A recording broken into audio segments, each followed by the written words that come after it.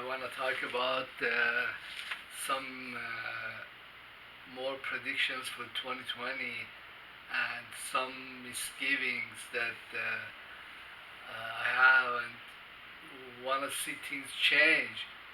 Uh, One of the things that I think is going to evolve, and I don't know if it will all happen in the 2020, but I think that because the U.S. federal government, the their Congress or their military, they have been so oppressive with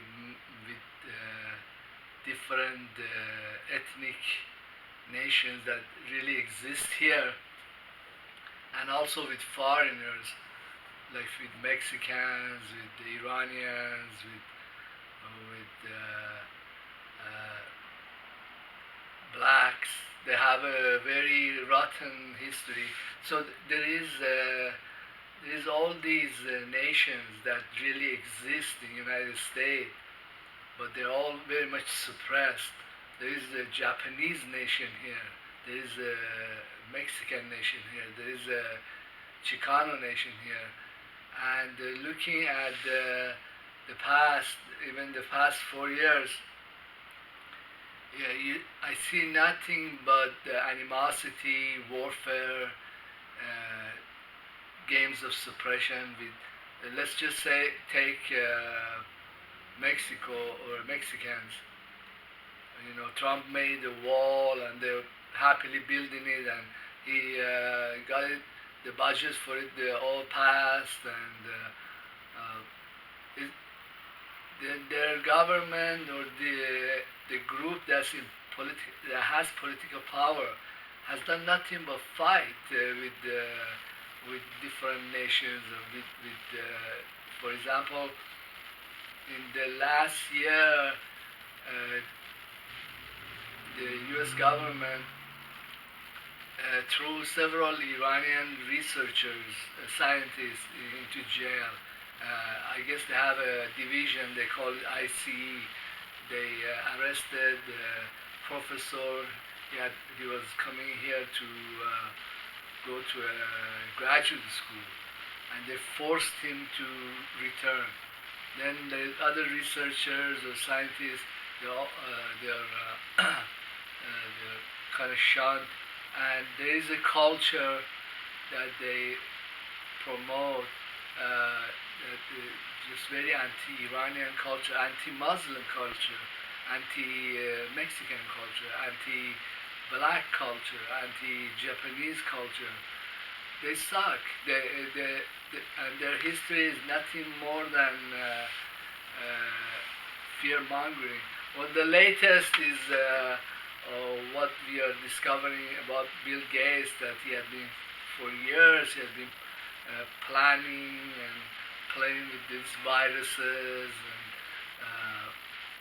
he's into eugenics, and he doesn't think that there should be all this population in the world. That's like some kind of plan from Satan himself, but he went ahead with that, and there is suspicion that the government itself, like the elements in the CIA, is part of it. But, well, Alex Jones talks about this stuff a lot. I'm kind of like on the periphery of things.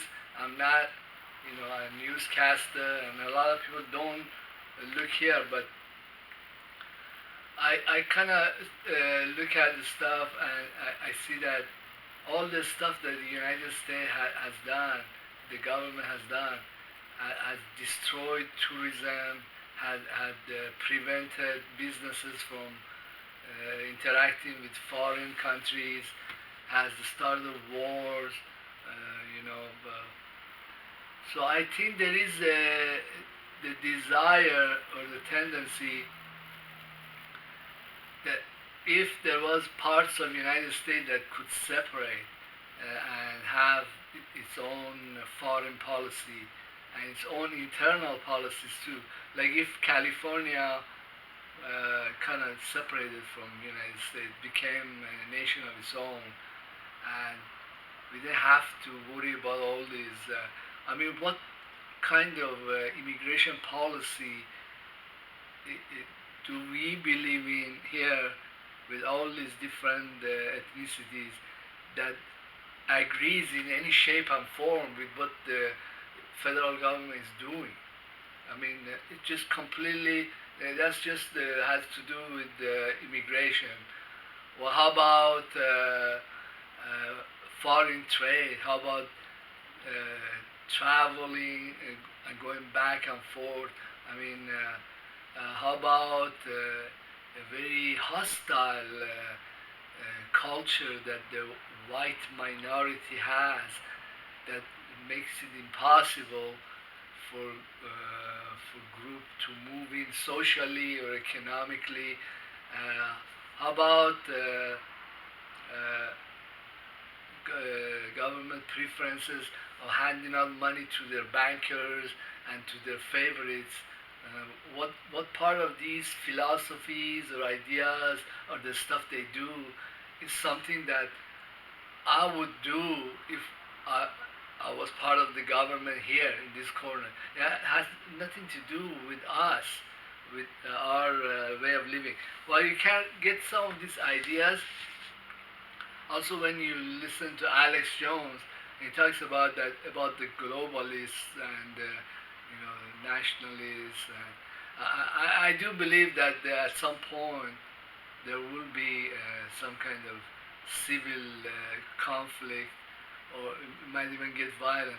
But I think that Texas would have talent to they have their own culture, which is more more constitutionally oriented. Then the New Englanders and the New York area, they have their own culture, which is really the Yankee culture. Or, this is the mess that we are dealing with. Is a really racist and militant, militarist kind of culture, and it has endured and survived because there was a huge ocean, and the countries that were pummeled by the United States couldn't really get back and do a job on them. But I think this year things are going to change. There has been just so many attacks against, for example, uh, Israel and United States helped build the ISIS, and ISIS went in and destroyed almost all of Syria. All the cities are a huge wreck. The United States itself went into Iraq and wrecked the place. In Afghanistan, same. Then they used the drones to kill Pakistanis, used the drones to kill the Iranian general, and also use drones to kill any Arab government official or person that they don't like. So I think we have come like a river that has come in, and this is the year that the river is going to fall, like a Niagara fall, and there will be retaliations.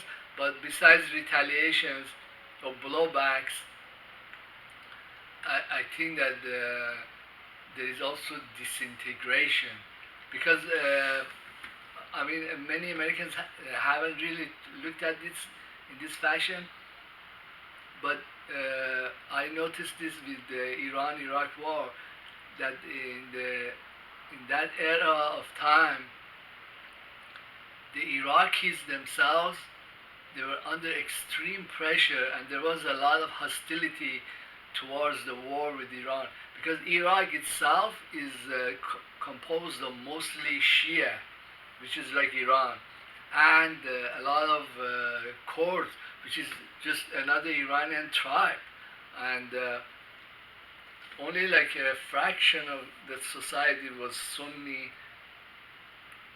And even Sunnis, they have moderate Muslims. They are not interested in destroying Iran. And out of all that, only out of 50%, there was only a fraction that were Baathis or were close to Saddam. Uh, this is the same situation in the United States.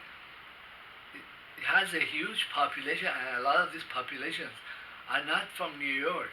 They are not Trump. They're not like the other senator. I'm gonna go over that one. Hillary. Uh, they don't. They don't have this tradition. Well, the Yankee state has has done nothing but go west, destroy anything or any nation on its way. In the World War II, destroy Germany, destroy Japan. It never had a real blow in the face, and nobody really came here and did a job on them. Well, there is some stories or evidence that the Germans attacked the American government and kind of took over the when they had constructed like UFO devices, and but it's kind of they kind of hide it, but there is also some other stories that there are other species, intelligent species, live on this planet. But those are peripheral kind of. There never was a direct attack on the United States, but this is just the circumstance. The technology is there. Well, I will tell you another story that's kind of circulating in foreign media. A lot of Americans they got these blinders looking like zoom into a certain view. But I'm not like that. I look at other media, Iranian media. I look at newspapers, foreign newspapers, and I'll quote one of them. His name is Omid Dana. He has, but he speaks Persian, so many Americans wouldn't know what's happening. But he was saying that like about 20 years ago, a researcher went from Autriche, I think. Autriche in English means Australia. And he was a scientist, was a quantum physicist. I think his name was Tavakkoli or something like that. And he went from Austria to Iran and taught the Iranians how to develop anti-gravitic technologies, like make UFOs. But actually, I think the United States has it and does use it in their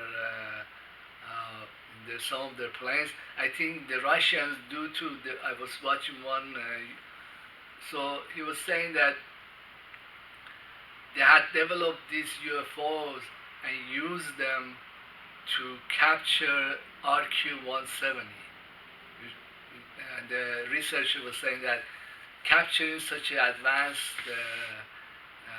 drone would have been impossible even with electronic warfare, because it was controlled by 6 different servers everywhere. And so this device that they had constructed was like a UFO, came on top of this drone. They had used very sophisticated radars to find this drone, and then this device came in on top of it. And because there is electromagnetics underneath this UFO, it killed killed all the electricity in the drone. And this, it kind of, I don't know how they had attached themselves to this drone, and then brought the drone down. And when it was touching the ground, there was no electricity whatsoever. They kind of had disabled it. This is this is kind of might sound far-fetched, but it's not. Then Mr. Omid Dana, he showed some clips that when the U.S. They killed the Iranian general, and there were really massive ceremonies mourning him. And he showed on the clip, it was going slide by slide, and showed a huge UFO slowly going across the sky. And then he said that in the past, the Iranian government had used these very advanced drone, anti-gravity drone, to come to Philadelphia and set fire or destroy petrochemical plants in Philadelphia, and that they secretly warned the U.S. government that if you attack our petrochemical industry, refineries, will do a lot of damage to you. So then there was other discussion that this is all foreign media. There is no American. There is nothing in the American media that even talks about remotely about this stuff. But then he was saying that not him, but another source said that this year they will Iranian government or SEPA. In Iran they call IRGC SEPA, which means the troops, that we are going to kill some U.S. generals. And then another article came out, said that they're going to kill General Mackenzie, I guess. I wouldn't put it past them. Well, there was threats before too that they're going to kill Pompeo when he went to Iraq. And the technology there is another technology they have now is that it's like a plane fighter plane has it will fly over a ship or an airplane and will totally fry all the electronics. I think that had kind of made kind of idea that let's do this. But then there is also reluctance in the Iranian government to totally go ahead with some of these plans. But then after what happened with General Soleimani, then the coronavirus was spread, and then there is now a lot of research that this was a bioweapon that was brought by United States to China, and then Chinese inadvertently, or I doubt that they would have done it purposefully. They spread it through their diplomats or through trade interchange. Anyhow, then there was now more clips or stuff that's coming out that these attacks by CIA, by United States, by Israel, either in the form of making ISIS and ruining the cities, or when the Americans or the Israelis come and bomb different cities or buildings, or just assassinations with drones, or bringing bioweapons. There have been like series of these, and they have been going on for a while. So there is the change of heart that we need to kill these people off. We need to get rid of them.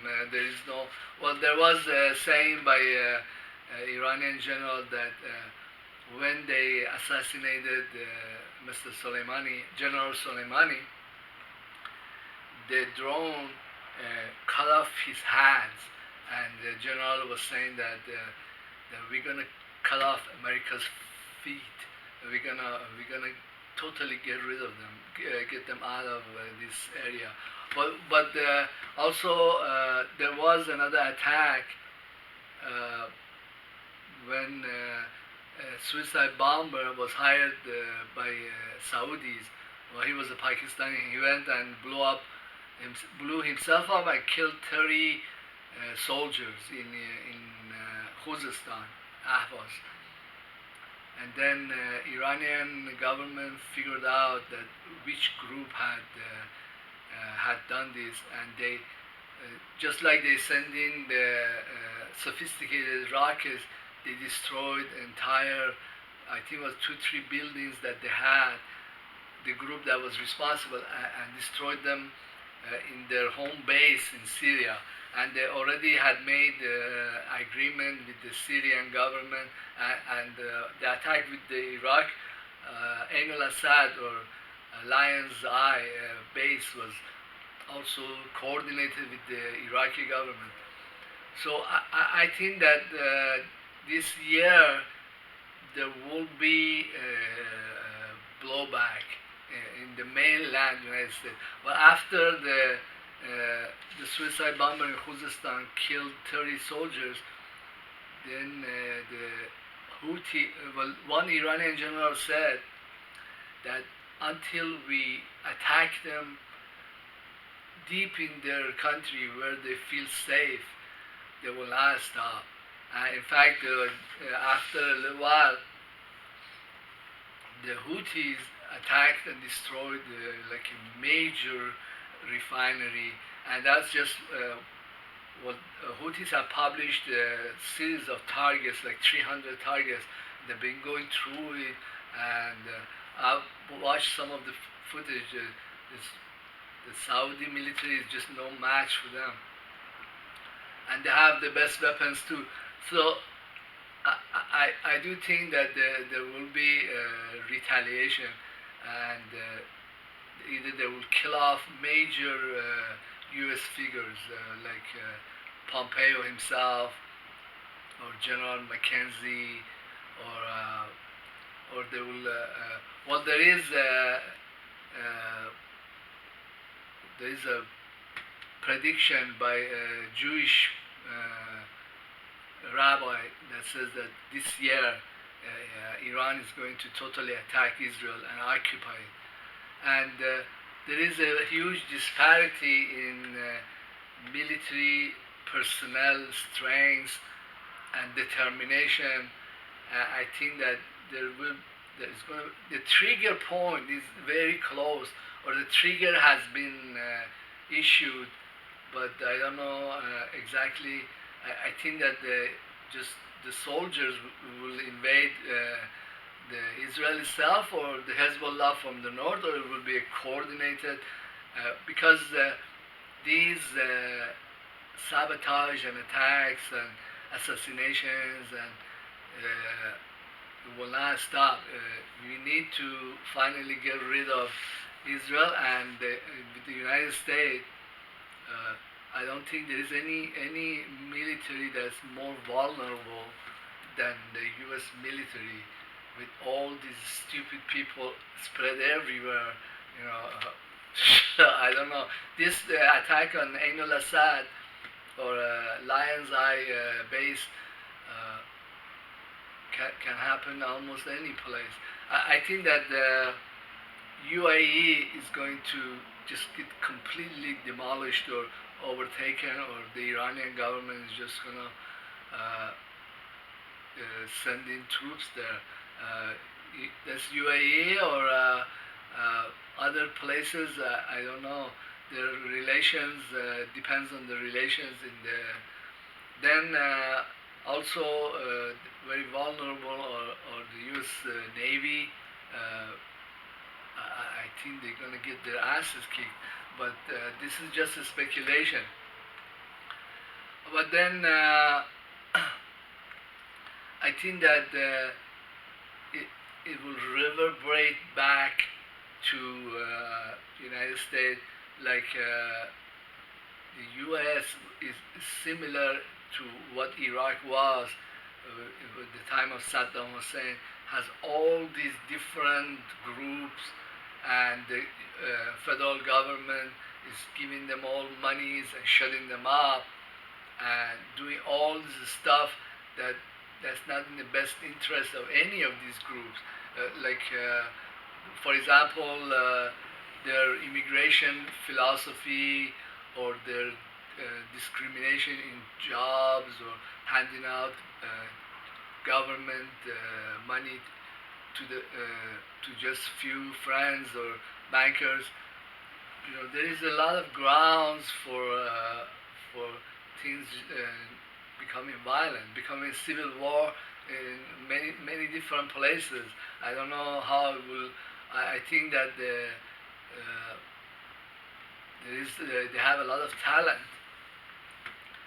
Uh, it's like somebody is running a prison, and in this prison there is like all these groups, usually in jail. I've been in jail. I know, for example, there is the black, the brothers, and there is the whites, then there is we call the whites the woodies, then there is the Spanish, the paisanos, which are the real Spanish, Mexicans, and then there is the Chicanos, there is the others, like I would fall into the others, like we are just the nobodies even there. But what happens if in this prison suddenly there is the lights go off, or there is no more food, or the money dies, whatever you consider money, okay, what then?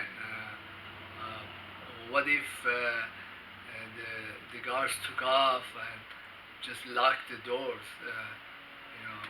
They went out to do some of this stupid thing. What then? Would this be a real mayhem? Well, I think that for my best interest as a person, if this state of California separated from the United States, it didn't have all these stringent immigration, such a very hostile attitude towards Arabs, Muslims, such such restrictions on travel, that it would be will help me in many ways, because I am connected to the rest of the world. I haven't declared war on the Muslims or the Iraqis. I don't want to spend my money there, killing Palestinians. So whatever resource is here, have it will help me live a much higher standard of living. Right now, my standard of living is very much diminished because all these monies and resources are being represented as the money that the Federal Reserve prints and then uses it for all kinds of stupid shit. That's the money that really belongs to California, or belongs to personal life, belongs to people to spend on what I think is worthwhile, and I don't know. Also, when the people lose faith in the government, which is going to happen because they're a huge failure, and when the money loses its purchasing power, like by 30%, 40%, and this can happen, then there is a collapse in confidence, and this allows the companies or individuals that they have the resources, they have the talent, they are the actually ones working. There is a room for progress. They would come up. They will be come up to the higher echelons of society. Well, uh, I think I have a problem that I like these white bitches a lot, and but my relations with them is always like it starts out really good because there is all this physical attraction, and then things go down because there is all these uh, political hostility, racial divide, animosity toward the Iranians. Then the relation, falls apart. But once this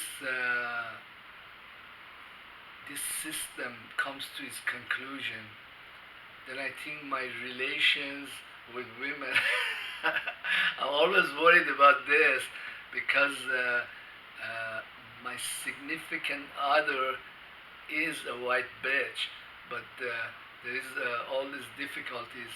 Uh, I think things will get better. Well, I don't know if you watched this movie. It's called Time Travel. No, what was it? Time Machine. H.G. Wells. And you see that the scientist or the physicist, he keeps going back to see if he can rescue his bitch, and he fails every time. I don't know if there was a time machine that we could do something like that. I could go back to the University of New Hampshire and fix things more differently to get that blonde. And one of the troubles I had with her is that she didn't think that I'm good enough. Like she was interviewing with all these American companies, and she got a job actually in a really good place. But the American companies, they kind of looked down. At that time was the hostage taking, and I was the dog that couldn't get in the door. But it has the American government and their minorities that control it. They have a very dampening, destructive influence on people, and they ruin relations. They ruin just by handing out all this cash to their friends. They create a society that's very fragmented, or there is like the good guys and the bad guys. I don't know. I don't know if time machine will help. I might have to go get another blonde or move to Eastern Europe. Well, if things open up and there isn't all this worry about traveling, I would go to like Bulgaria or Poland, and then try there to find the right bitch. Well, one last note. This kind of strange. I had a video. Was called the physics of Mandela effect. It's actually very hard video to understand because there is a lot of quantum physics. But underneath these or around these UFO type technologies or devices, there is what's actually happening. There is a negative gravity.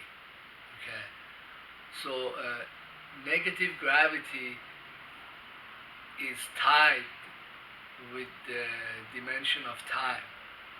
So I know there is this technology exists, but it's very much classified, and it exists in some lab in underground in U.S. Or well, if the Iranians got this technology,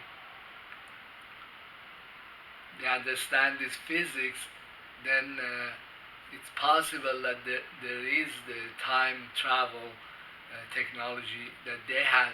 Well, I think some people were talking about all the changes that were the consequence